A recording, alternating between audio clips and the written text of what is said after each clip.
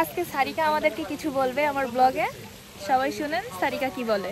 আমরা আজকে barbecue party করব এবং আমরা অনেক মজা করব।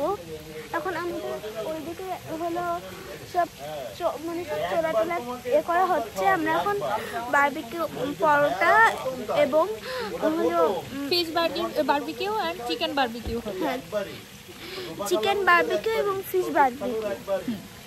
সো আজকে আমরা খুবই মজা করবো। সো আমি একটি ড্যান্স দিব এবং সবাই যারা ড্যান্স করবে এবং যারা জিতবে তাদের জন্য অনেক সুন্দর সুন্দর পুরস্কার দেওয়া হবে।